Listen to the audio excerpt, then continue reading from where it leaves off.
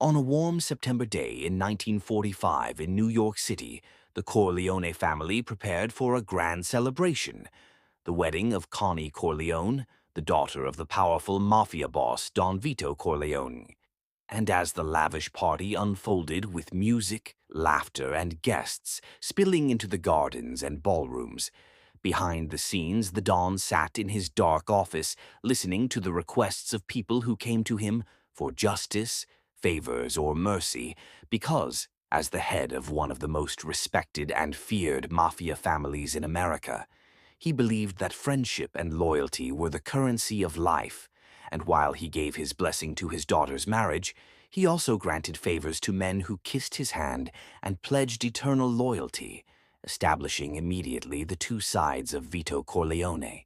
the tender family man and the cold, calculating godfather. The celebration introduced all the key players in the family: Santino Sonny Corleone, the hot-headed eldest son eager to prove himself; Federico Fredo Corleone, weaker and often overlooked; Michael Corleone, the youngest son and a decorated World War II hero who insisted he was not like his family, showing up with his girlfriend Kay Adams and explaining to her that his father was a powerful man, but that this world of crime was not his future; Tom Hagen, the loyal adopted son and consigliere of the family, who calmly and intelligently advised Vito on all business matters. As the wedding ended and the family returned to business, a dangerous opportunity arrived. Virgil Sollozzo, a rising drug dealer backed by the Tattaglia crime family, came to the Don with a proposal to invest in the narcotics trade, offering huge profits and political influence. But Don Vito, who believed drugs were dirty and would destroy his political connections with judges and senators, politely but firmly refused, choosing to protect the long-term respectability of the Corleone name rather than chase quick money.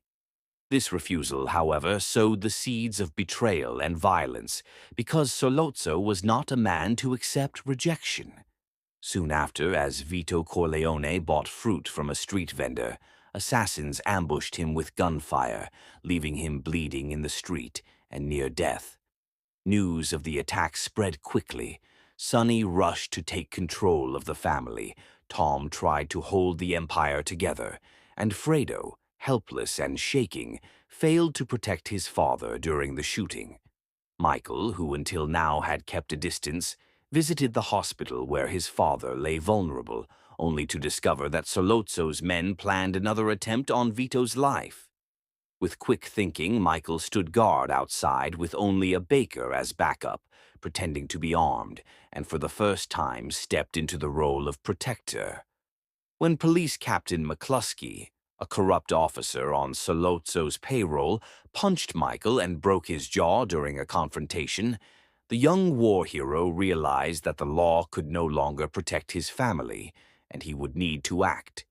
A secret meeting was arranged between Michael, Sollozzo, and McCluskey in a restaurant, and although at first his brothers doubted him, Michael calmly volunteered to be the one to assassinate them, arguing that no one would suspect him, the clean son, of such violence. In a carefully planned moment of fate, Michael retrieved a hidden gun from the restaurant bathroom, returned to the table, and with cold precision, shot both Sollozzo and McCluskey dead, forever crossing the line from outsider to gangster, and beginning his irreversible transformation into the true heir of the Corleone legacy. After the murders of Sollozzo and McCluskey, Michael Corleone vanished overnight, sent into hiding by his family to escape the inevitable police manhunt and mafia retaliation, and so he found himself exiled to the ancient landscapes of Sicily, protected by loyal men and hidden under false names, wandering through sunlit hills, villages untouched by modernity, and traditions steeped in honor and revenge. And although he was far from New York, his heart remained haunted by the blood he had spilled and the family he had left behind. While living in the countryside under the watch of Don Tomasino, a Sicilian ally, Michael encountered a beautiful young woman named Apollonia, whose radiant innocence and charm awakened in him a hope for peace and normal life. And despite his dark past, he courted her in the old Sicilian way, winning the blessing of her family and eventually marrying her in a simple but joyous ceremony that seemed to offer him a chance at happiness away from the shadows of crime. Meanwhile, back in New York, the Corleone family was under siege, as the other mafia families smelled weakness in Don Vito's near-death state and Sonny's impulsive leadership. Sonny, burning with rage, especially at his sister Connie's abusive husband Carlo, responded to every slight with violence, striking fear into enemies but also recklessly exposing himself. His temper made him vulnerable, and when Connie called him in tears after another beating from Carlo, Sonny charged out without thinking, driving straight into a trap laid by the Barzini family. At a toll booth, as his car slowed, gunmen with machine guns appeared from all sides, brutally cutting Sonny down in a hail of bullets, his body riddled and mutilated. And with his death, the Corleone family lost its strongest and most feared warrior. The news of Sonny's assassination devastated Don Vito, who had recovered enough strength to understand that vengeance would only bring more destruction. And so, in his sorrow and wisdom, he sought peace with the other families, calling a meeting of the 5 families, where he agreed to compromise, even allowing the narcotics trade he once despised, simply to end the bloodshed and secure his surviving children. In Sicily, Michael's fragile happiness shattered when his enemies finally caught up with him. A traitor within his circle betrayed him, and a car bomb intended for him instead killed Apollonia in a fiery explosion, leaving Michael scarred by grief, robbed of love, and hardened further into the world he once resisted. With the war between families cooling and his father securing temporary peace, Michael returned to America a changed man, colder, sharper, and more determined, ready to step into the power vacuum left by Sonny's death, ready to obey his father's guidance, and ready to embrace the destiny of becoming the true heir to the Corleone throne. When Michael returned to New York after years of exile in Sicily, he was no longer the young man who had once distanced himself from the family business, for his heart had been hardened by loss and betrayal, and his mind sharpened by the lessons of survival, and as he reunited with Kay Adams, convincing her to marry him with promises that within 5 years the Corleone family would be completely legitimate, he quietly began weaving himself into the fabric of the family empire, preparing for the moment when his father, Don Vito Corleone, would finally pass the mantle of leadership.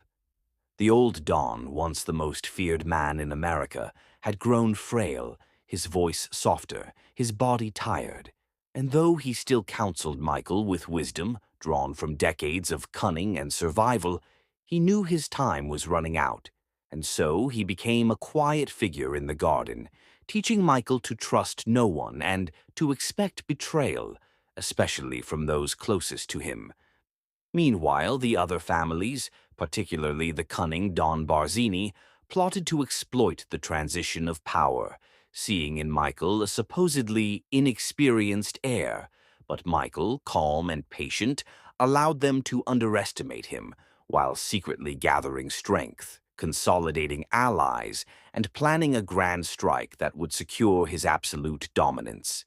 The first test of his new authority came when Carlo, his sister Connie's abusive husband, whose betrayal had led Sonny into the ambush, sought forgiveness and a place within the new order.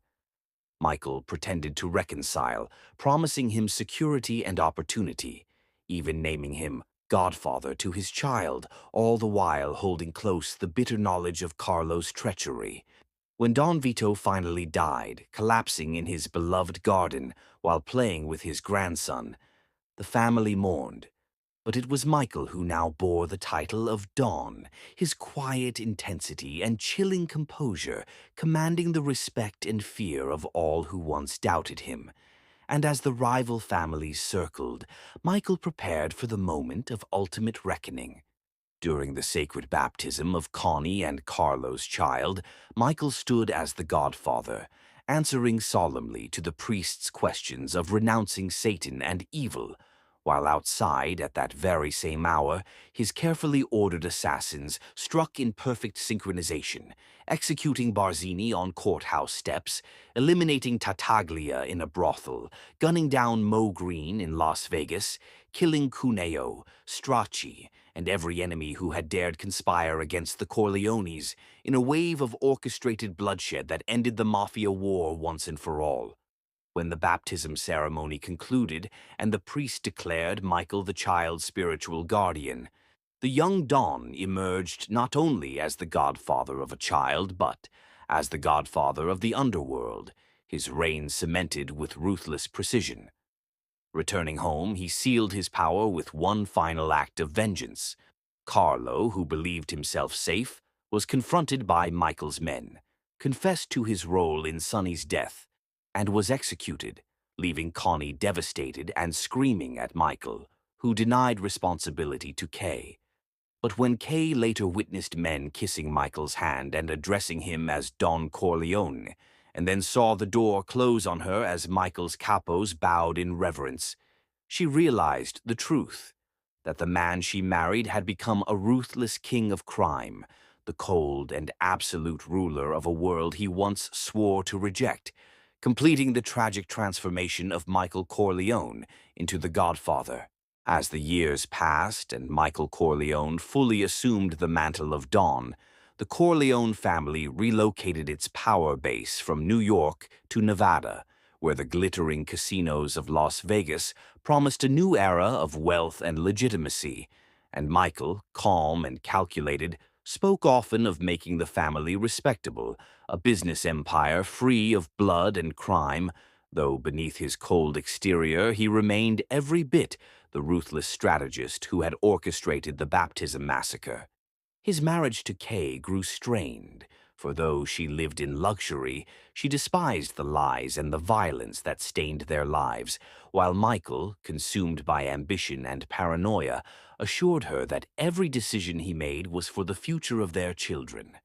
The family gathered at Michael's Lake Tahoe estate to celebrate his son's first communion, and beneath the festive surface, Michael conducted business, negotiating with U.S. Senator Pat Geary, who attempted to extort him for casino licenses. But Michael, unshaken, revealed he controlled information that would ruin Geary, turning the tables on the politician and demonstrating the terrifying reach of the Corleone power. Yet danger lurked in every shadow, and one night assassins riddled Michael's bedroom with bullets in an attempt on his life, leaving him shaken and determined to uncover the traitor who had conspired with his enemies. His suspicions grew as he turned to his brother Fredo, whose weakness and foolishness left him vulnerable to manipulation. And though Fredo denied involvement, Michael's instincts sensed betrayal.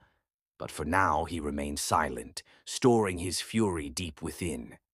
The Corleone Empire expanded to Cuba, where Michael sought to invest heavily before the revolution swept the island, striking deals with Hyman Roth, an aging but cunning Jewish gangster who masked greed with friendship. And as Michael toured Havana, he reflected on the similarities between dictators and mafia bosses, watching as Castro's rebels gained strength and realizing that political upheaval could topple fortunes overnight. In the midst of these dealings, Michael's world shattered when Fredo, in a drunken slip, revealed knowledge of a meeting he could not possibly have known unless he had spoken with Roth's men. And in that moment Michael understood the terrible truth, that his own brother had betrayed him, delivering him into the hands of enemies. The cold verdict in his heart was already sealed, for betrayal in the family was the greatest sin of all. As these modern struggles unfolded, the story also traveled back in time to early 1900s New York, where a young Vito Andolini, newly arrived from Sicily after his parents' murder at the hands of the ruthless Don Ciccio, began his life in America as a quiet immigrant working in a grocery store. Slowly, with patience and cunning, he built his reputation, first stealing and then giving back to the community, earning respect and loyalty, until he rose to confront and kill Don Fanucci, the Black Hand extortionist who terrorized the neighborhood, and in doing so Vito claimed his first true power, establishing himself as a man both feared and beloved. Over the years, Vito Corleone grew into a leader who balanced mercy and violence, building the foundation upon which Michael now ruled. But unlike his father, who cherished family above all, Michael grew increasingly isolated, his empire vast but his soul darkening, his trust eroding, his humanity withering in the pursuit of absolute control. Michael Corleone, now a cold and distant ruler of a vast criminal empire, found himself facing the scrutiny of the United States Senate, dragged before a committee investigating organized crime, where senators paraded accusations of murder, racketeering, and corruption, painting him as a tyrant cloaked in respectability. But Michael, master of deception, sat calm and composed, denying every charge, insisting he was nothing more than a legitimate businessman.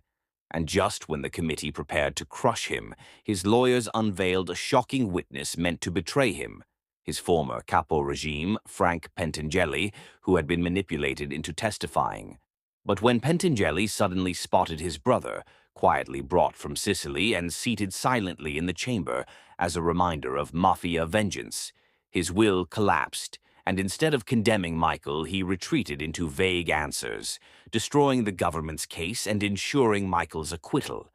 Though victorious in the eyes of the law, Michael's private life fell into ruin, as Kay, suffocated by the lies and violence, revealed in a bitter confrontation that she had aborted their unborn child, not miscarried as he had believed, insisting she could not bring another son into a life of crime. And Michael, enraged by what he saw as betrayal and an unforgivable denial of his legacy, struck her across the face and cut her off from their children, sealing the death of their marriage and leaving him further isolated in his cold fortress of power.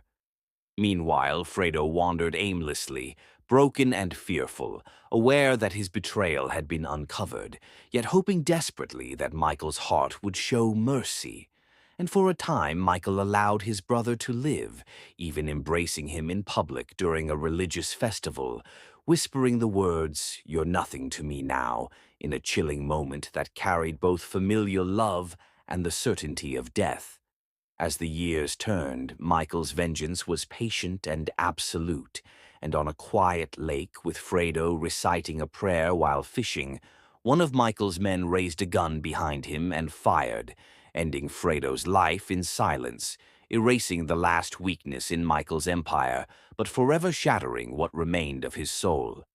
Back in New York, Frank Pentangeli, knowing he had failed and under subtle pressure to protect his family's honor, slit his wrists in his bathtub in the old Roman way, dying with dignity, but further cementing Michael's reputation as a man who destroyed all who opposed him. In parallel, the story of young Vito Corleone reached its conclusion as the man who had once fled Sicily as a helpless child returned years later, now a powerful Don, to confront Don Ciccio, the old tyrant who had murdered his family, and in an act of long-delayed vengeance, Vito plunged a knife into Ciccio's body, avenging his parents and completing the cycle of blood that had shaped his life. By the end of it all, Michael Corleone sat alone in his Tahoe estate, his empire more powerful than ever, yet his heart empty, his wife gone, his brother dead by his command, his children distant, and the weight of his choices pressing down upon him, until in a haunting final image he was shown sitting quietly, staring into nothing. A lonely king on a throne of ashes, consumed not by his enemies but by the terrible price of his own power. Years had passed, and the once mighty Michael Corleone had grown older, his hair silvering, his body weakened by illness. And though the world still addressed him as Don, inside he was a man tormented by the ghosts of his past, haunted most of all by the memory of ordering the death of his brother Fredo, a sin that gnawed at his soul and left him yearning for redemption. And so, in the twilight of his life, he sought legitimacy more desperately than ever, vowing to free his family from blood and crime and to leave behind a legacy of respectability.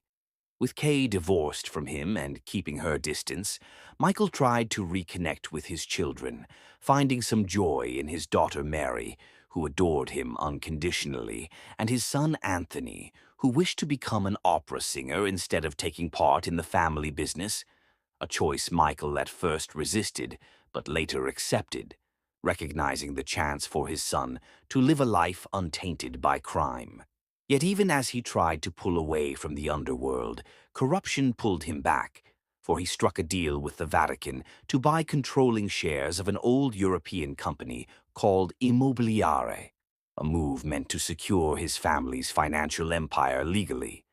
But the church itself was rotten with intrigue, filled with bankers, cardinals, and politicians eager to manipulate or betray him. And once again, Michael found himself navigating a labyrinth of deceit, his dream of purity poisoned by the same shadows he longed to escape.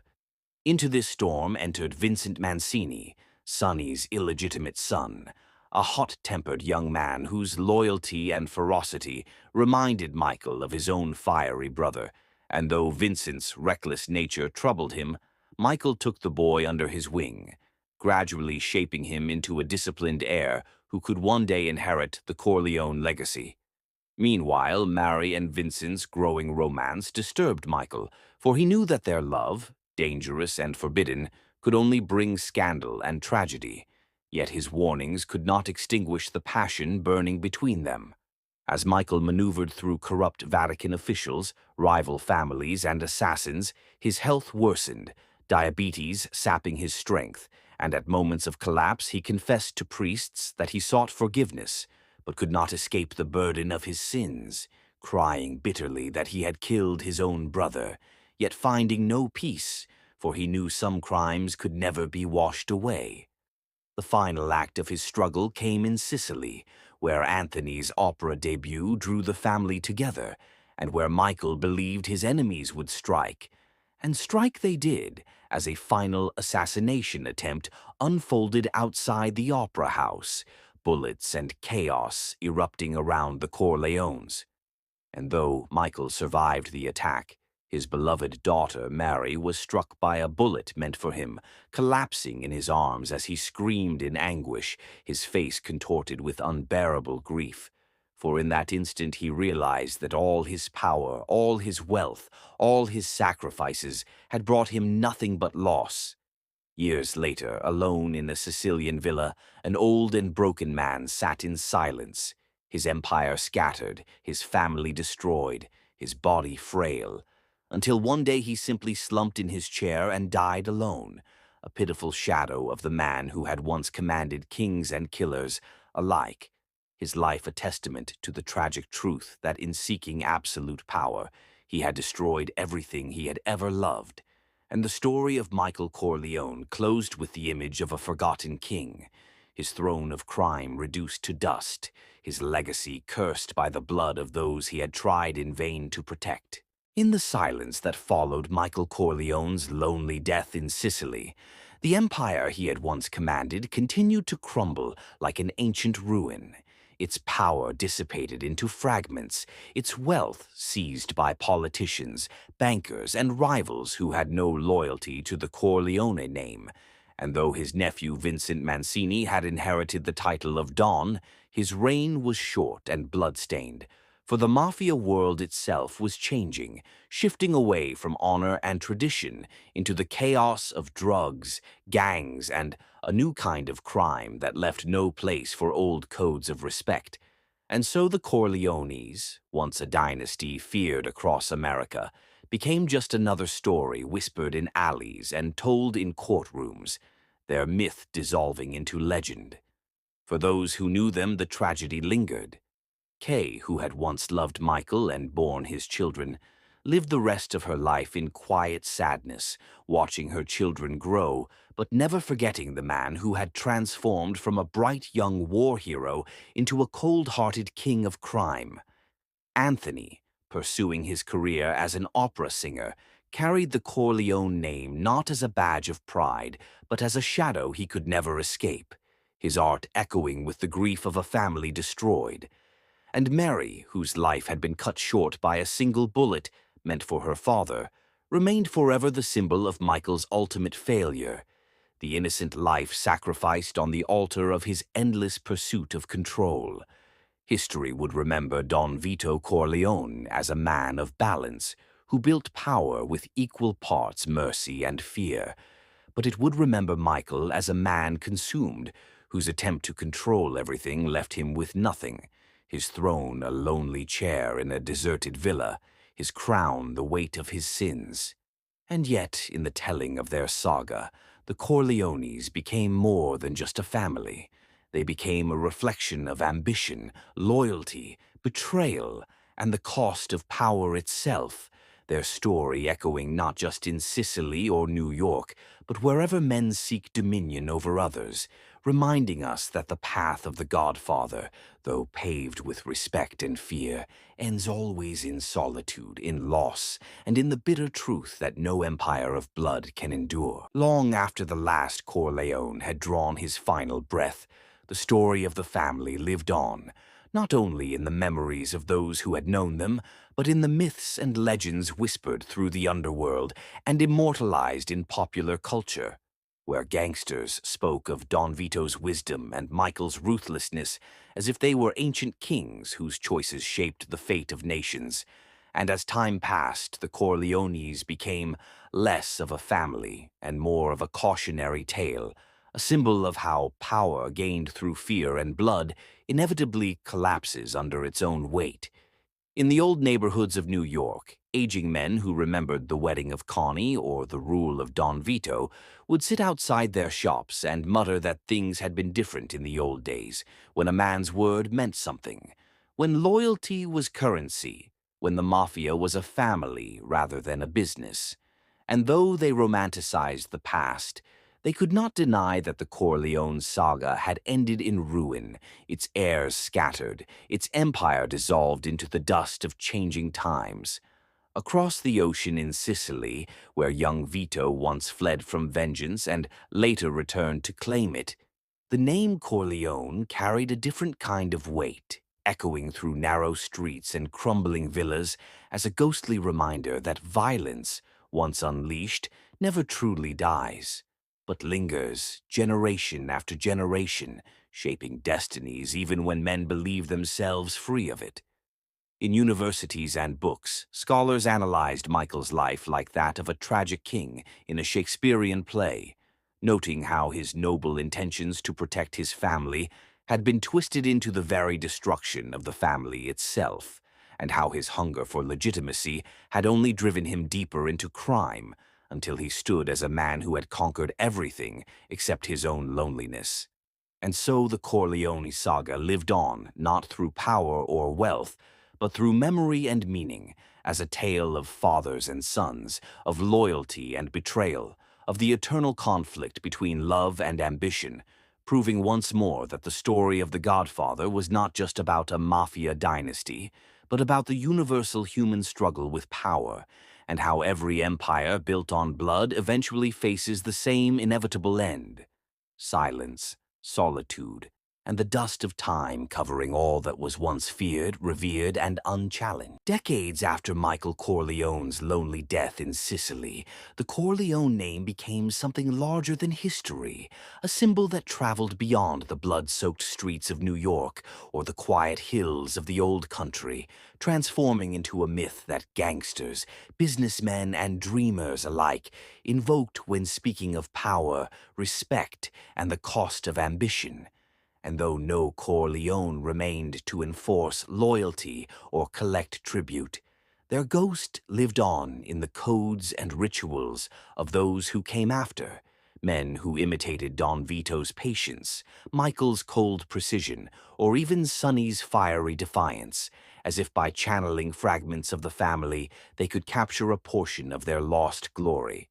In popular culture, the story of The Godfather became immortalized, studied not just as crime history, but as allegory, a mirror of politics, corporations, and even families, where the struggle between tradition and change, between loyalty and betrayal, played out endlessly in new forms, proving that the saga was not confined to one family but was universal, a reflection of human nature itself.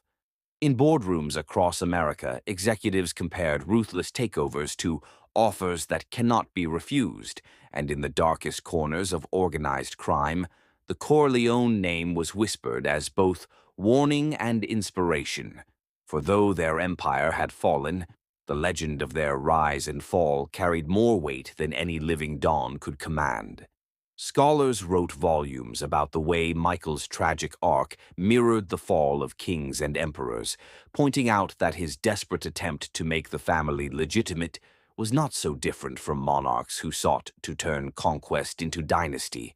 only to lose their souls in the process. And in this way, the Godfather story slipped from mere narrative into timeless parable, a tale parents told their children not to glorify crime, but to remind them of the futility of greed and the fragility of loyalty.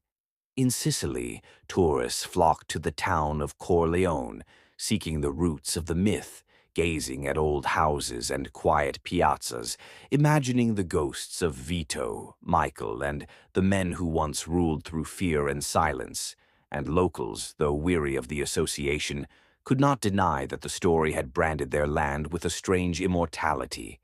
Thus, the Corleone saga lived on in echoes and metaphors, proof that even when empires die, stories endure, reshaped by each generation, carried forward like folklore, until the Godfather himself was less a man than an eternal symbol of power, tragedy, and the unbreakable chain between ambition and downfall. In the centuries-old rhythm of human history, the rise and fall of the Corleones came to be seen not merely as the tale of a mafia family, but as a mirror of empires themselves. For what was Don Vito if not a Caesar of the underworld? Building his rule on loyalty, alliances, and carefully measured violence. And what was Michael if not the tragic emperor whose brilliance brought expansion, yet whose coldness destroyed the very foundations he sought to protect?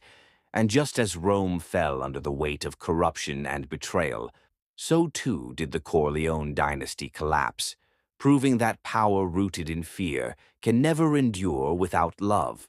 Political leaders across eras could be mapped onto their story.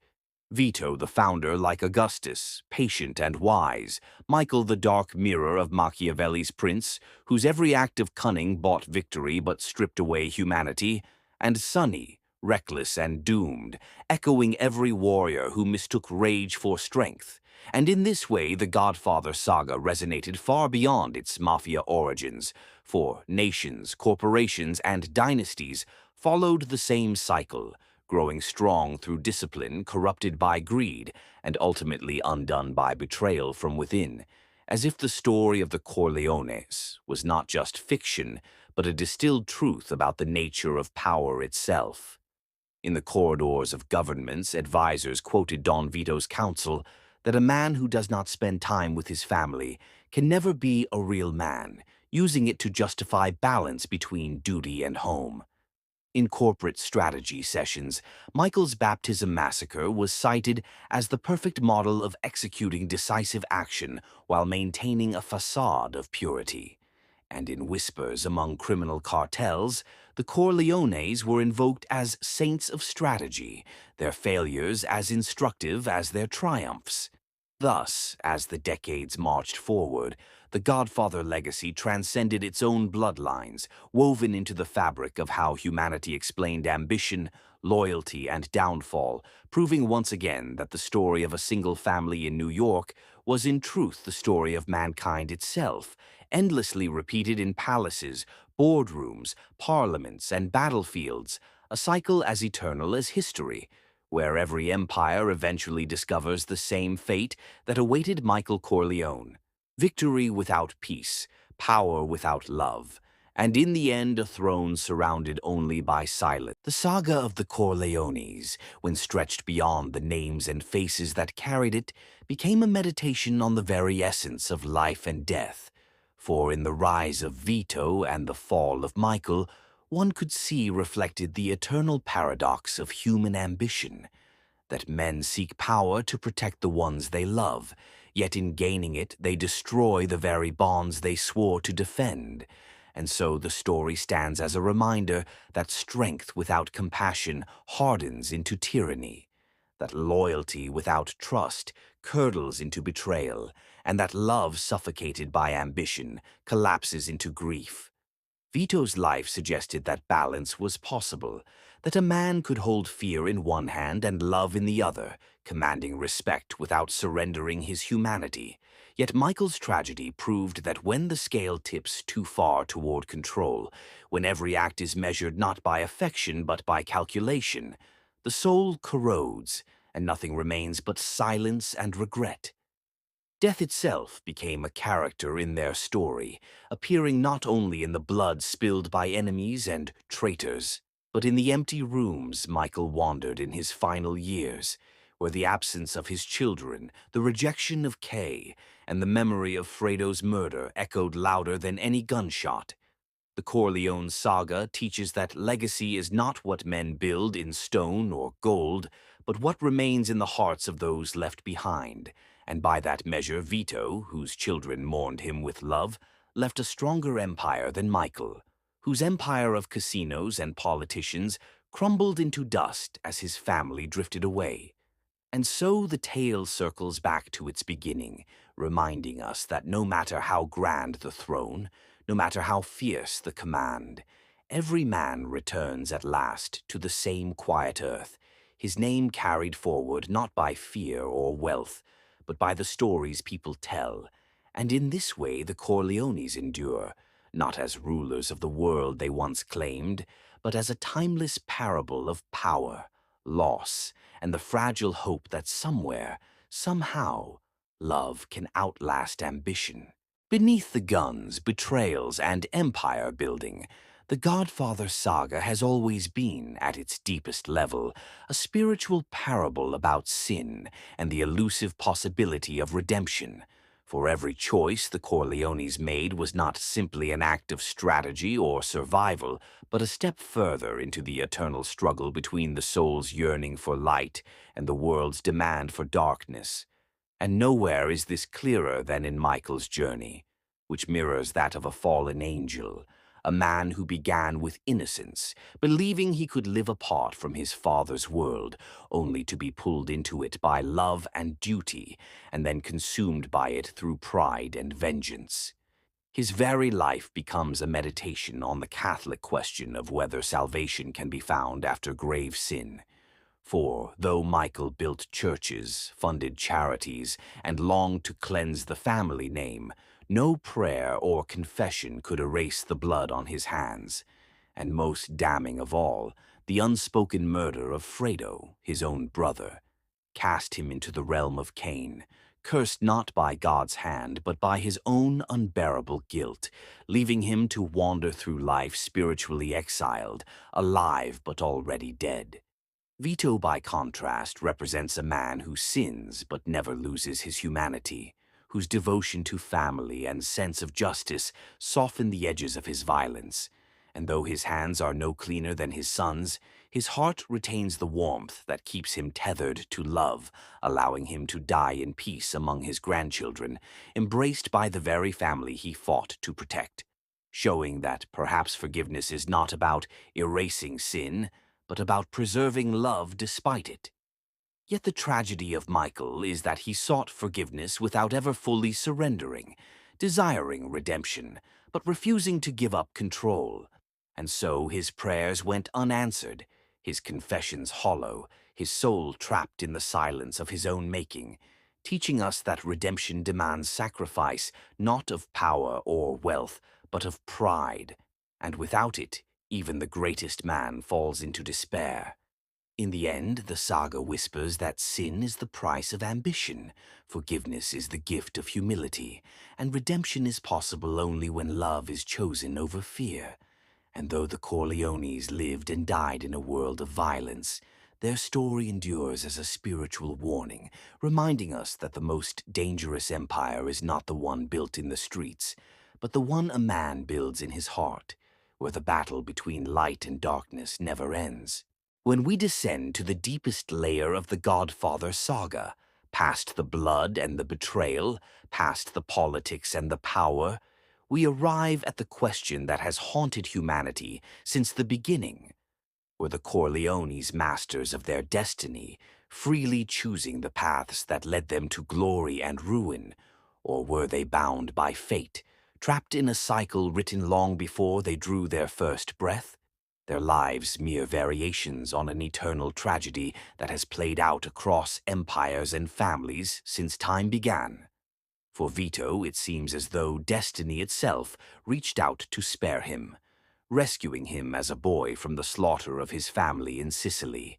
guiding him to America where chance, or perhaps providence, gave him the opportunity to rise, and though he made choices, killing Fanucci, building alliances, showing mercy where others would not,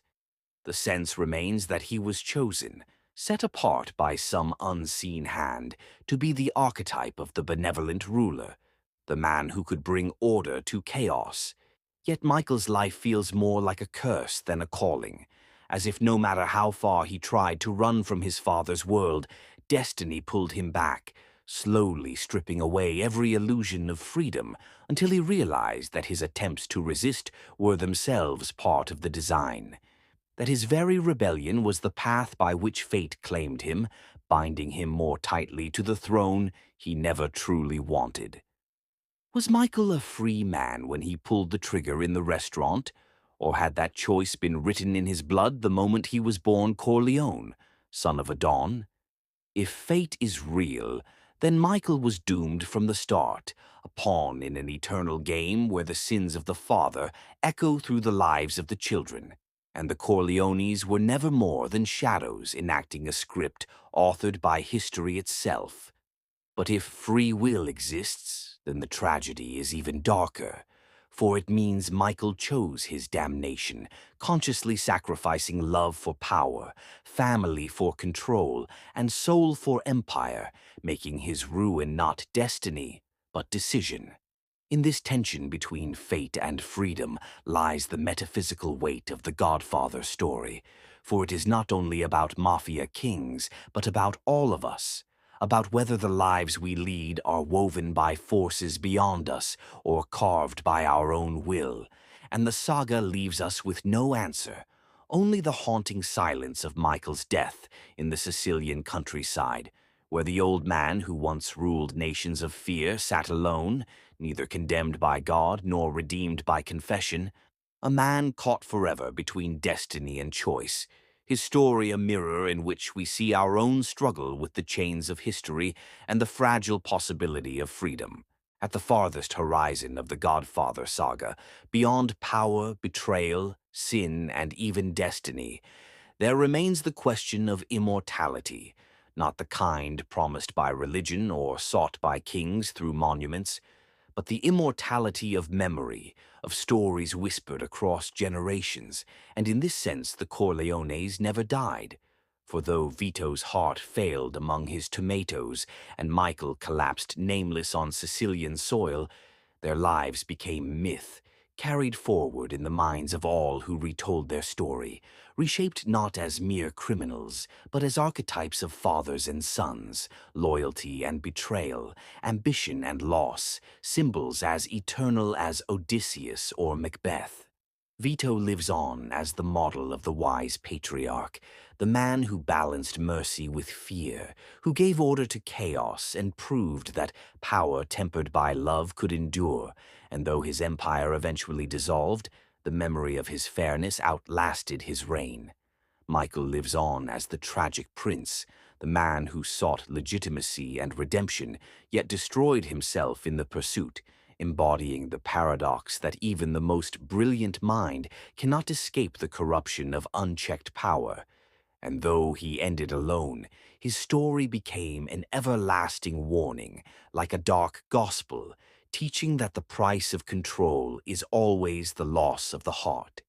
In this way, the Corleones achieved the very thing men secretly crave more than wealth or influence: to be remembered, to matter, to leave a mark on the human imagination, and thus they entered the realm of myth, where names cease to be bound by flesh and become eternal symbols. And just as ancient tragedies outlived the cities that birthed them, the Godfather tale outlives its family, retold not only in films and books, but in conversations about business, politics, morality, even in the smallest choices where people whisper Don Vito's counsel or recall Michael's cold eyes, proving that stories are the true vessels of immortality, stronger than kingdoms, safer than vaults of gold, because as long as men and women tell the tale, the Corleones remain alive, haunting, warning, inspiring, their saga echoing forever in the chambers of history like a prayer, a curse, and a mirror of the human soul. In the end, the Godfather saga transcends the Corleones and becomes a mirror held up to humanity, an allegory for the eternal cycles that shape our world. For the rise and fall of this family is nothing more than the rise and fall of nations, empires, dynasties, and even ordinary households, each bound by the same laws of ambition, loyalty, betrayal, and loss, and the same tragic blindness that makes men believe they are building permanence, when in truth they are only repeating patterns as old as time.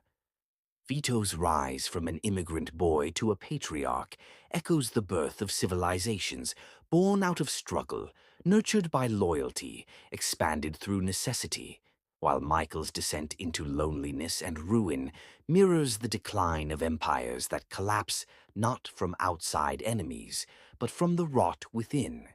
a reminder that every triumph carries the seed of its undoing. In the Corleones, we see fathers who build so that their sons may inherit, only for the sons to squander or transform the inheritance into something darker. A cycle repeated in palaces and in kitchens, in kingdoms and in villages, proving that the story is not about a mafia family, but about us all, about the way humans cling to power, even as it destroys them, about the way love is sacrificed on the altar of ambition, about the way forgiveness is desired yet withheld, about the way each generation inherits not only wealth, but wounds, not only dreams, but curses. The saga tells us that history itself is a godfather, an unseen patriarch guiding us through bargains and betrayals, offering protection with one hand while demanding terrible prices with the other. And like Michael, we often discover too late that in trying to master it, we become mastered by it. Yet within this cycle there is also a fragile hope, for just as Vito's love preserved his humanity even in darkness, so too can ordinary people choose differently, breaking the chain by valuing compassion over control, humility over pride, love over fear. And in this possibility the saga shifts from tragedy to warning, not condemning us to repeat the Corleones' fate, but urging us to see ourselves in it and to choose another path, so that the eternal cycle may one day give way to something new, something freer, something rooted not in the hunger for power, but in the courage to forgive, to love, and to let go. If we plunge even deeper into the Godfather saga, beneath myth, beneath allegory, we enter the realm of existential philosophy, where the story ceases to be about family, crime, or even history, and instead becomes a meditation on life itself, its meaning, its absurdity, its inevitable end, for what is Vito's empire if not a fortress built against death? An attempt to outwit mortality by surrounding himself with loyalty, respect, and power. And yet death still came quietly in the garden among the tomatoes, reminding us that no fortress, no empire, no name can ultimately withstand the silence of the grave. What is Michael's journey if not the tragedy of a man who, in fleeing the inevitability of death, tried to construct a permanence of power, only to discover that every victory was hollow, every throne temporary, every soul condemned to face the same darkness alone, and his final collapse in Sicily is not only a man dying, but the universe whispering the truth. All power dissolves, all control is illusion, All men, even kings, even dons, even gods, end in stillness. The Godfather, therefore, becomes an existential parable. If everything ends, if the empire crumbles, if the family fractures, if the name fades, then what meaning remains? Is there purpose in building, in loving, in struggling when death erases all? Some will say the meaning is illusion, that Michael's ruin proves the absurdity of striving, that life is nothing more than a cruel game where the pieces return to the box. But others will say the meaning is precisely in the striving, in the brief flame of loyalty, love, and courage, in the small mercies Vito gave, in the fleeting joys Michael lost, in the fragile beauty of moments that cannot last but matter nonetheless. For though the universe swallows them, they were real, they were lived, they were human. The saga leaves us with the silence of Michael's death, not to tell us that nothing matters, but to force us to confront that meaning is not given from above, not guaranteed by power or legacy, but must be created in the choices we make, even knowing they will vanish. And in this way, the Corleone's story becomes not a celebration of crime or tragedy, but a mirror reflecting the truth that in a world without guarantees, the act of loving, forgiving, and cherishing becomes the only defiance against the void, the only true power that outlasts even death's eternal silence. If we allow the Godfather saga to drift from the earthly realm of blood and power into the unseen dimension of spirit, it becomes a meditation on sin and redemption. For though the Corleones ruled through fear and strategy, their truest battle was not with rival families, but with their own souls, weighed down by choices that stained them like permanent shadows. Vito, though merciful compared to his enemies, carried the guilt of violence wrapped in necessity, a paradoxical sin that could be justified in survival, yet never washed clean. And perhaps his death in the garden symbolized a quiet absolution, as if nature itself forgave him by letting him pass, surrounded by peace rather than vengeance. Michael, however, walked a darker spiritual path. For though he began as a man with no blood on his hands, a soldier who had killed in war with honor, he descended into sin with each decision cloaked as duty, murdering Sollozzo and McCluskey to protect his father, killing Carlo to avenge Sonny, orchestrating the slaughter of rivals to secure the family, until he reached the ultimate sacrilege of having his own brother Fredo executed, an act so profound in its violation of blood and love that it seemed to extinguish the possibility of salvation. And yet even Michael was haunted by the hope of redemption, his confession to Cardinal Lamberto revealing the unbearable weight of his guilt, his tears as raw as any sinner who longs for forgiveness. But the tragedy of his soul is that, though God's mercy is infinite, Michael's inability to forgive himself created a prison darker than any hell, a state of exile from grace in which he lived and died alone. Thus, the saga reminds us that sin is not only the wrongs we commit, but the mercy we deny ourselves, that redemption is possible even for the damned, but only if the heart opens fully to love, and in this sense Vito died forgiven. Sonny died unrepentant, Fredo died betrayed, and Michael died unforgiven, the weight of his sins binding him even as his empire dissolved. Yet perhaps the final lesson is not despair but warning, for their story tells us that no throne, no army, no cunning can free a soul from judgment,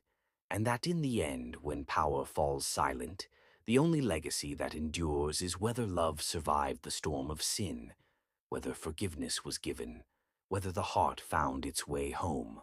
The Godfather, when seen through the lens of poetry rather than prose, becomes less a story of a single family and more an eternal song, an epic where each note is drenched in blood, each line shaped by love, betrayal, and destiny. For in Vito we hear the rhythm of exile and rebirth, a man torn from Sicily by violence only to return in memory as both victim and conqueror, his life like an ancient ballad of the oppressed who rise against fate.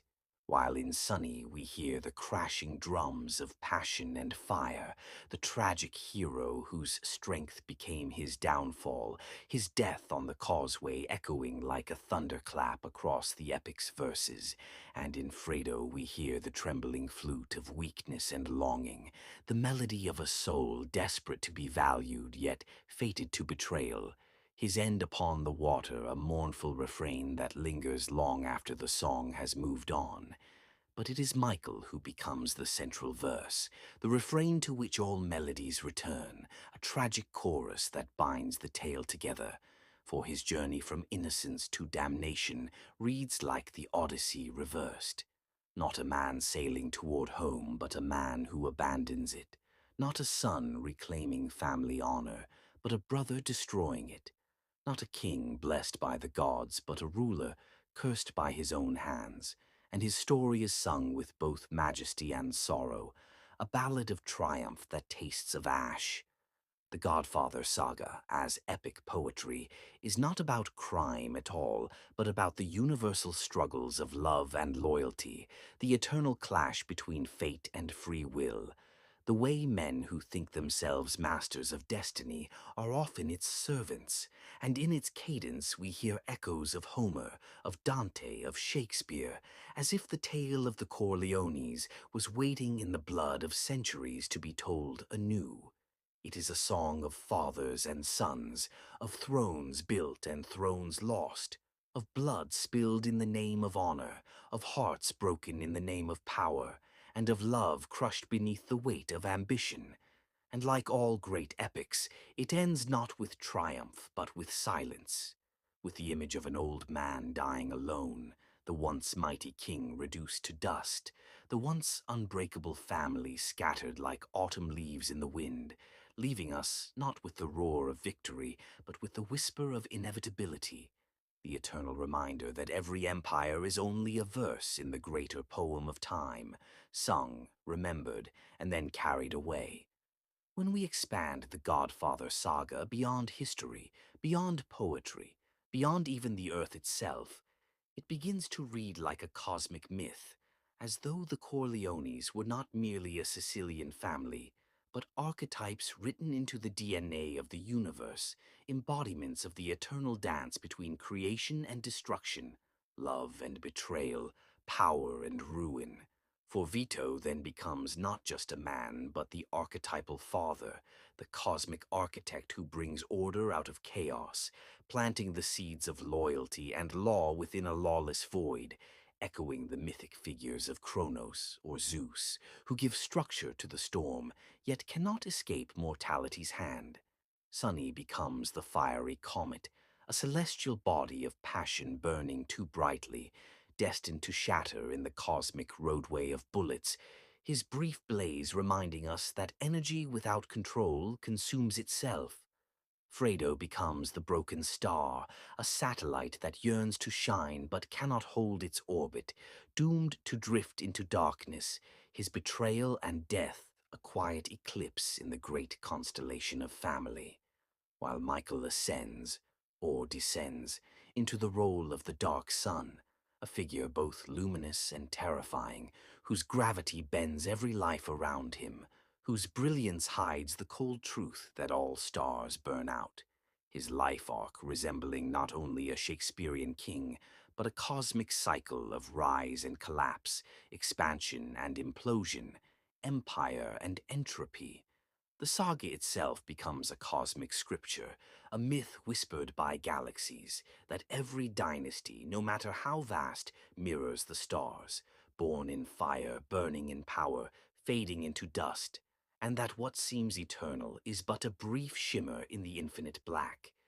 In this vision, the Corleones are not simply gangsters or rulers, but symbols of the human condition written in starlight, showing that our thirst for control, our longing for permanence, our fear of betrayal and death are not merely personal, but universal, reflected in the birth of suns and the death of worlds, in the expansion of galaxies and the silence that follows. And so, when Michael dies alone in Sicily, it is not merely the end of a man, but the collapse of a star, a supernova fading into cosmic dust, a reminder that no matter how fiercely we burn, the universe swallows all flames, leaving only stories, myths that echo across time, shimmering like constellations for those who look up and seek meaning in the vast dark sky. Seen through the lens of psychology, The Godfather is no longer merely a saga of crime and power, but a deep excavation of the human psyche, a case study in how love, trauma, and unresolved wounds shape destinies across generations. For at its heart, the Corleone family is a system bound by loyalty, yet fractured by silence, where affection is expressed through protection and violence rather than words, where fathers shape sons not with nurture, but with burdens. And in Vito, we see the archetypal survivor of childhood trauma, a boy who watched his father murdered, his brother slaughtered, his mother gunned down, carrying into adulthood a wound that never healed, but instead hardened into control. His empire of honor and loyalty, a psychological fortress against the chaos of his youth, a way of rewriting history so that no one he loved would be powerless as he once was. Yet this fortress also traps his children, each of whom struggles under its weight. Sonny becomes the embodiment of unprocessed rage, a man who mistakes fury for strength, whose inability to master his impulses is the raw echo of a child who never learned to contain grief. And his death is less fate than the inevitable consequence of unchecked trauma boiling over. Fredo represents the psychology of neglect, the forgotten middle child who lives forever in comparison, his betrayal not born of malice but of desperation to be seen, to be valued, his psyche torn between love for Michael and resentment at his own invisibility, his tears before his death, the purest expression of a child's longing for acceptance. But it is Michael who embodies the tragedy of generational trauma most fully, a man who at first resists the family legacy, but is eventually consumed by it. His transformation into Don not simply ambition, but a psychological defense against guilt. Guilt for being spared the burdens his father bore, guilt for Sonny's death, guilt for Fredo's betrayal, guilt for Kay's suffering, guilt for all the lives destroyed in his name. And this guilt festers into coldness, into a split self, a man who outwardly embodies control but inwardly is haunted by isolation, nightmares, and the unspoken awareness that every act of power was also an act of loss. The Corleone story thus reflects the cycle of family trauma that psychologists describe. Wounds unhealed in one generation are passed to the next, repeated in new forms, as Vito's childhood loss becomes Michael's adult loneliness, as love turns to control, control to violence, violence to regret, regret to silence, until the cycle ends not with healing, but with emptiness. The Godfather saga, then, is not just the story of a family empire, but the story of how unspoken pain shapes identity, how love twisted by fear becomes control, how guilt corrodes the soul, and how men who try to master fate often end up trapped by the ghosts of their own family. When seen as political allegory, The Godfather becomes not a tale of one family, but a portrait of America itself, a nation founded on dreams yet built through blood, compromise, and the cold machinery of power. For Vito Corleone's rise mirrors the immigrant story. A man who fled oppression, arrived with nothing, and built an empire not through lawful opportunity, but through the cracks in a system that denied him legitimacy, reflecting how America's promise of freedom was always shadowed by exploitation, corruption, and violence. The Corleones are capitalists in their purest form, their business ruthless yet cloaked in the language of honor and family, echoing the way corporations present themselves as benevolent while thriving on manipulation and control. In this light, Vito is less a mafia don than the archetype of the American entrepreneur, who provides protection where the state fails, who builds loyalty where society denies belonging. His empire no different from Standard Oil, railroads, or Wall Street, except his contracts are sealed in blood rather than ink.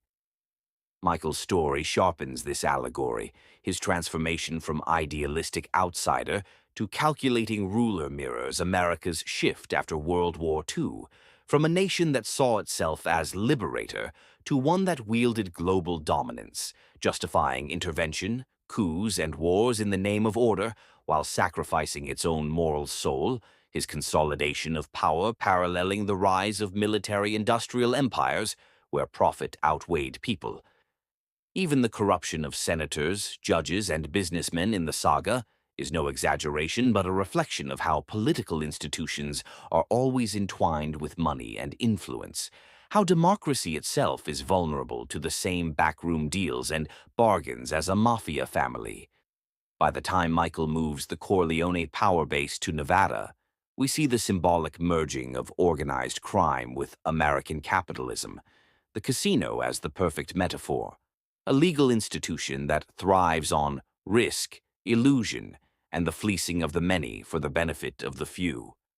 In this way, The Godfather exposes America not as a land of pure ideals, but as a system where power, money, and loyalty decide fates, where every empire is a family business pretending to be moral, and where the line between criminal syndicate and legitimate government is razor thin, if it exists at all.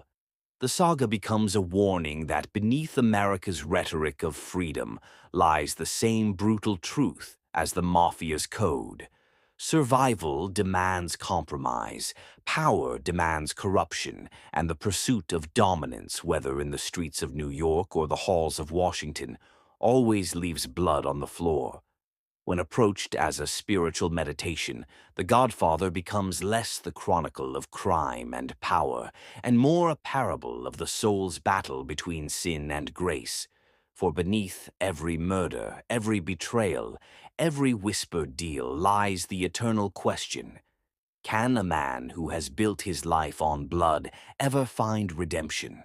Vito Corleone appears, at first, as a kind of earthly patriarch who rules with wisdom and restraint. Yet even his virtues are entwined with sin, for he provides protection and justice, while also trafficking in fear and vengeance, embodying the paradox of fallen humanity, the desire to protect the innocent corrupted by the need to dominate. His legacy passes to Michael, whose journey echoes not merely a fall from innocence, but a spiritual descent. For Michael begins as the prodigal son who refuses the sins of the father, yet circumstances and choices draw him deeper into darkness until he becomes the very image of the man he once swore never to be. His story is not only Shakespearean tragedy, but also Augustinian confession in reverse. Whereas Augustine moved from sin to grace, Michael moves from grace to sin, his life marked by a series of sacrifices that damn rather than redeem him, first abandoning his soul to protect his family, then sacrificing family itself in his pursuit of power. The church appears throughout as silent witness and failed refuge, its rituals hollowed by hypocrisy, from Connie's wedding with its blessing of a union that masks criminal deals to Michael's infamous baptism sequence, where the words of renunciation, "I do renounce them," are drowned by the sound of gunfire and betrayal, creating one of cinema's most haunting meditations on the coexistence of ritual holiness and lived sin. Yet, even in his coldest moments, Michael is haunted by the possibility of redemption, his later years marked by attempts to reconcile with Kay, to protect his children, to cleanse his empire by turning toward legitimacy. But each effort collapses under the weight of past sins, until his soul is crushed by the killing of Fredo, the single act that forever severs him from grace, for in striking down his brother, he commits the archetypal fratricide, echoing Cain and Abel, making himself a wanderer not of land but of spirit, condemned to carry guilt without absolution. His death alone in Sicily, silent and empty, is less punishment than spiritual exile, the slow fading of a man who once held the world, yet could not hold peace within himself. Thus, the Godfather saga reads as a spiritual lament, a story of how sin disguised as love corrodes the soul, how grace rejected becomes unbearable silence, and how even the mightiest man cannot escape the hunger for redemption that lingers unanswered at the edge of every life. Viewed through the lens of family legacy, The Godfather reveals itself not merely as a story of individuals, but as a haunting exploration of generational curses, where the choices of fathers ripple through their children like inescapable shadows, shaping destinies long before they are even born.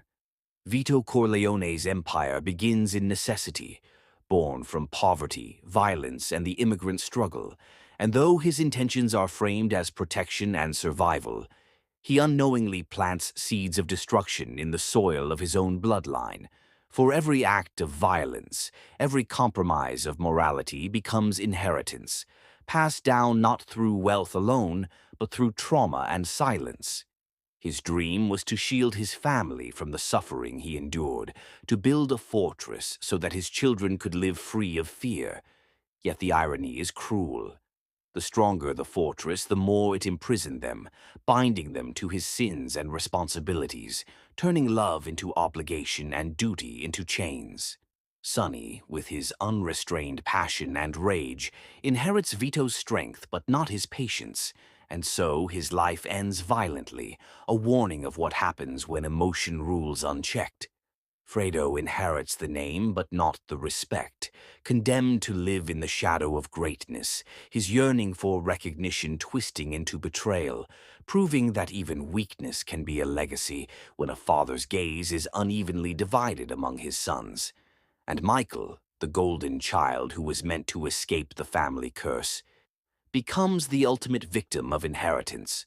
For, in trying to save the family, he consumes himself in the very darkness his father once wielded with control. He inherits not just the throne, but the burden, the loneliness, the paranoia, and the irreversible stain of blood.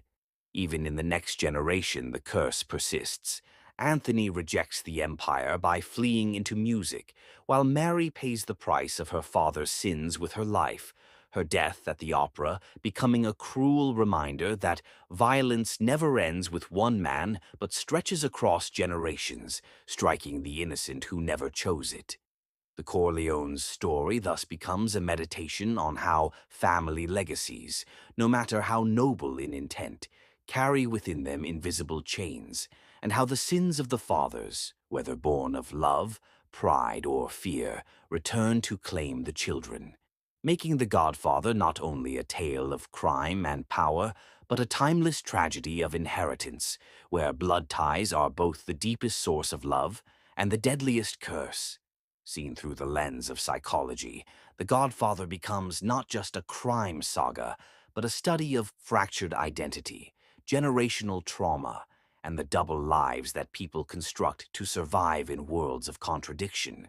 For every character carries an inner conflict between who they appear to be and who they truly are. Vito Corleone embodies this duality most clearly. Outwardly, a feared Don commanding respect and obedience. Inwardly, a father seeking stability, haunted by his childhood trauma of fleeing Sicily after watching his family murdered. His power a shield against the terror of vulnerability that never fully left him, showing how trauma calcifies into identity.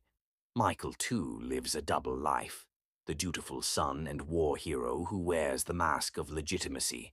Yet beneath this mask lies a ruthless strategist shaped by the invisible weight of expectation and the unspoken rule that blood must bind him to the family's sins. His descent into crime not just ambition, but a psychological necessity to reconcile two selves that could not coexist,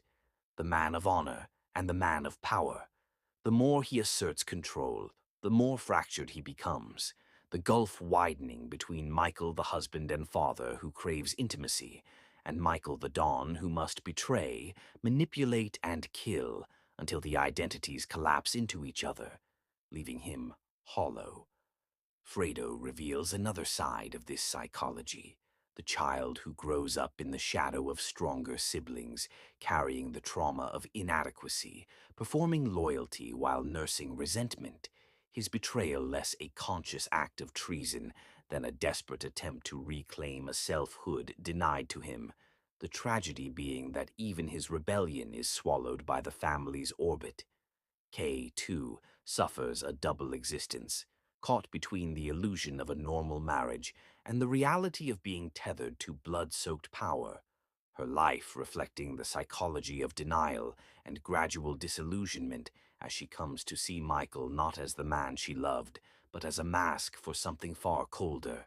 Even Connie, oscillating between victim and enabler, demonstrates how trauma locks people into cycles, as her initial rebellion against Michael's rule transforms into submission, proving that identity within the Corleone family is less chosen than imposed, shaped by forces of fear, loyalty, and survival.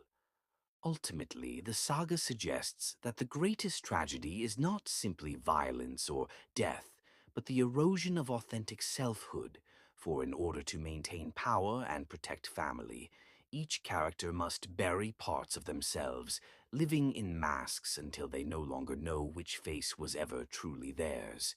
making The Godfather a psychological mirror of the human struggle to reconcile the selves we present, the selves we hide, and the selves we lose forever.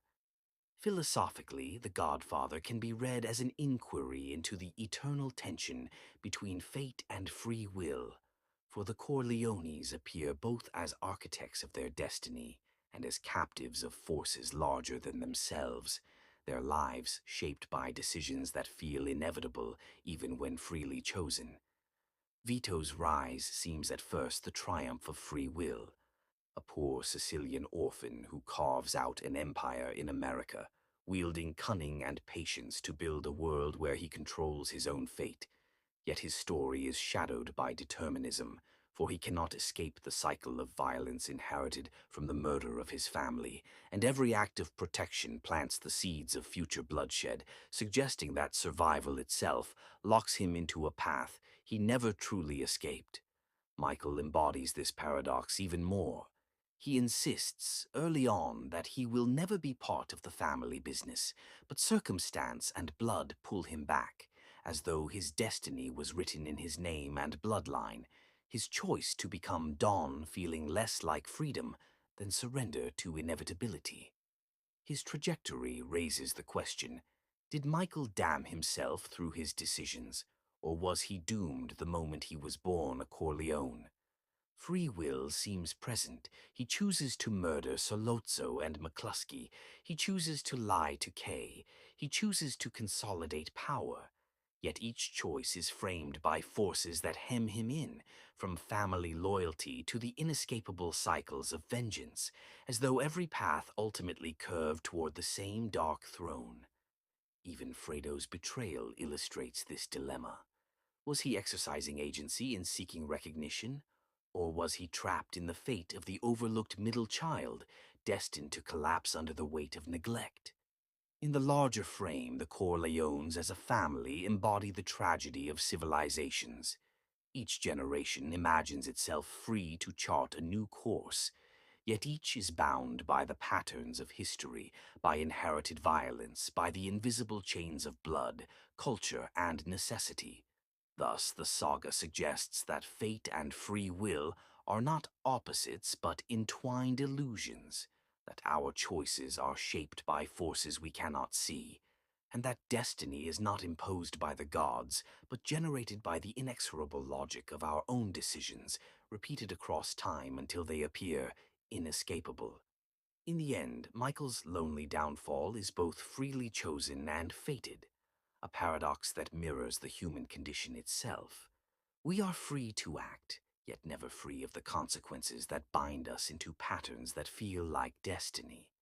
Viewed through the lens of morality and ethics, The Godfather transforms into a study of values in a world where right and wrong are shadowed by survival, showing that loyalty, honor, and justice, while outwardly celebrated, are often complex illusions shaped by necessity rather than principle. For Vito Corleone's famous friendship and respect are moral constructs that mask acts of violence, extortion, and murder, Yet within this framework he maintains a personal code, one that binds family and allies and punishes betrayal, suggesting that even in a morally gray world, rules can carry meaning, though their legitimacy is not universal but situational. Michael's rise complicates this moral landscape further, as he consolidates power by committing acts that violate every conventional ethical principle. Yet in doing so, he operates according to the Corleone Code, protecting family, eliminating threats, and preserving the honor of the empire, revealing that, within his context, loyalty and justice are not abstract ideals, but instruments of control, tools to enforce survival, and tests of obedience, their ethical validity contingent upon adherence to a rigid internal logic rather than universal law. Fredo's betrayal exposes the fragility of these values, for loyalty is only meaningful when reciprocated, and once trust is broken, the code demands vengeance, proving that in this system, ethics are inseparable from power, not morality alone. Sonny's impulsive honor demonstrates the danger of letting emotion dictate the code, resulting in chaos rather than order, showing that ethical behavior divorced from prudence is fatal. Even outsiders like Kay and Tessio serve as moral mirrors, highlighting the contrast between societal ethics and the Mafia's internal code, forcing the audience to question whether justice is real when dictated by bloodline rather than law, whether honor matters when sustained by fear, and whether loyalty is virtue or merely a mechanism of control. When analyzed through the lens of power, The Godfather becomes an exploration of how authority seduces, transforms, and ultimately corrupts, showing that even those with noble intentions are vulnerable to the intoxicating pull of dominance.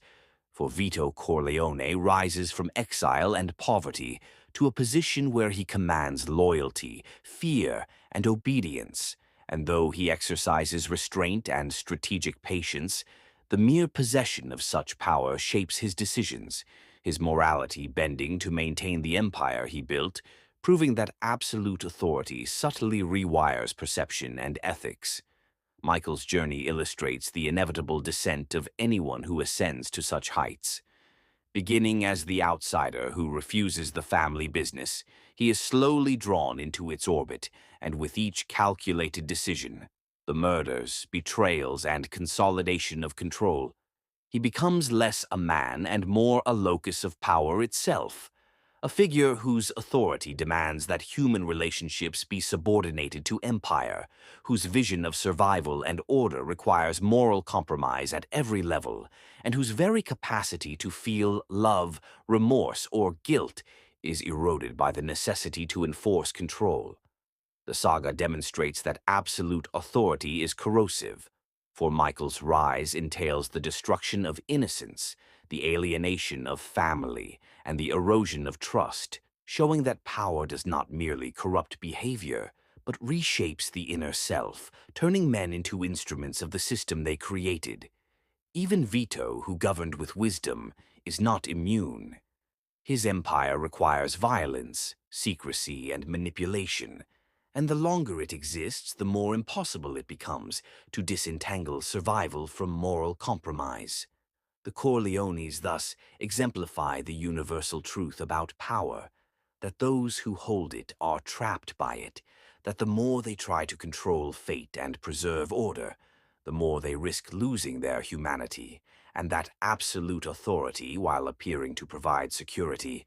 is in reality a chain binding rulers to consequences and forcing them into a cycle where every act to protect the empire further entangles them in moral decay, leaving a stark meditation on the price of dominance, the seduction of control, and the ultimate isolation of those who command too much. Viewed through the lens of love, loyalty, and sacrifice, The Godfather is ultimately a story of what it costs to preserve family bonds in a world built on betrayal and violence, showing that the deepest devotion can demand the harshest choices, for Vito Corleone's love for his children drives every decision he makes. from protecting them as an immigrant boy's dream to building an empire that shields them from harm. Yet this same love imposes burdens that weigh heavily on their souls, binding them to a cycle of obligation and fear that blurs the line between care and control. Sonny's fiery loyalty to family is inseparable from his passion, and though it leads him to heroic acts of defense and vengeance, it also blinds him, turning devotion into recklessness, proving that loyalty untempered by wisdom can be fatal. Fredo, longing for love and recognition, sacrifices his own morality in desperate attempts to prove himself, while Michael's journey epitomizes the ultimate sacrifice. He gives up innocence, personal happiness, and emotional connection to protect the family empire, marrying power to obligation, love to strategy, and in doing so loses himself entirely, demonstrating that loyalty to family in this world is never simple or pure, but always entangled with cost and consequence. Even Kay, the outsider, embodies the tragic cost of loyalty, her devotion tested and ultimately fractured, as she realizes that love within the Corleone family comes with conditions that no ordinary moral compass can satisfy. The saga thus frames family as both sanctuary and prison, showing that love is inseparable from sacrifice, that loyalty is inseparable from moral compromise, and that the ties which hold a family together are simultaneously the chains that bind its members, making The Godfather a profound meditation on the paradox of familial devotion. The more one protects, the more one controls. The more one loves, the more one suffers. And the deeper the loyalty, the higher the cost, leaving an enduring portrait of a family bound together by blood, fear, and an inescapable, sometimes tragic, devotion that transcends mere survival and touches the heart of human experience itself. When considered through the lens of revenge and justice, The Godfather becomes a dark meditation on how violence begets violence and how the pursuit of vengeance corrodes the soul. For Vito Corleone's rise begins as an act of personal justice, avenging wrongs done to his family, protecting those he loves. Yet each violent decision sets off a chain reaction that entangles generations, proving that justice administered by blood is never contained, that the hand which strikes in defense soon finds itself bound to further acts of reprisal. Sonny's fiery retaliation against Carlo, his impulsive responses to threats, illustrates the intoxicating and destructive nature of revenge, as one violent act cascades into more, leaving destruction in its wake and claiming the lives of the innocent along with the guilty. Michael's transformation into Don is defined by the moral paradox of violence. He orchestrates murders with cold precision, seeking to protect the family, preserve the empire, and punish betrayal. Yet every act of justice simultaneously deepens his isolation, corrupts his soul, and ensures that the cycle of blood continues. For each enemy killed is replaced by another, each betrayal answered by another, until it becomes clear that in the world of the Corleones, justice and vengeance are inseparable, and morality is defined not by right or wrong, but by survival and consequence. Even acts intended to protect innocence, the elimination of Sollozzo, the punishment of traitors, the defense of the family's honor, are morally compromised, illustrating the philosophical truth that when humans take the law into their own hands, the line between protector and oppressor blurs, and the cost is measured in souls lost, lives destroyed, and hearts hardened. The saga, in this light, becomes a cautionary tale about the seductive allure of revenge, that responding to violence with violence may seem justified, that preserving honor may demand blood, yet each choice leaves a scar that cannot be erased, shaping not only the present but the future. And in the end, Michael's lonely downfall, the deaths of his siblings, and the destruction of those closest to him demonstrate the ultimate moral consequence. That violence, even when framed as justice, consumes everyone it touches. leaving survivors burdened with guilt, grief, and the unshakable reminder that revenge is a cycle from which no one truly emerges unscathed. Viewed through the lens of identity and isolation, The Godfather becomes an intimate exploration of the inner cost of power and the ways leadership can fracture the self. For Vito Corleone, though wise and respected, bears the invisible weight of every life affected by his decisions, the sleepless nights, the moral compromises, the knowledge that each act of protection demanded violence. And though he exerts control over his empire, he cannot control the erosion of personal freedom or the emotional distance from his children that his role necessitates. Michael's trajectory amplifies this theme to tragic extremes. As he ascends to dawn, he exchanges the warmth of family, the possibility of normal love, and the intimacy of emotional honesty for the cold certainty of authority, creating an identity that is both omnipotent and deeply lonely, a man whose face is power but whose soul carries fear, regret, and guilt that no title can conceal, showing that leadership in a world of moral ambiguity demands a mask that eventually fuses with the self, leaving only a shadow of the man he once was. Fredo, Connie, and even Kay illustrate the collateral psychological toll of this isolation. Fredo's longing for recognition becomes despair. Connie's oscillation between rebellion and submission mirrors the tension of family caught between love and fear, and Kay's gradual disillusionment reflects the emotional distance imposed by a life bound to the mechanisms of power, proving that the leader's burden extends to those who orbit his authority. The saga thus meditates on the paradox of leadership.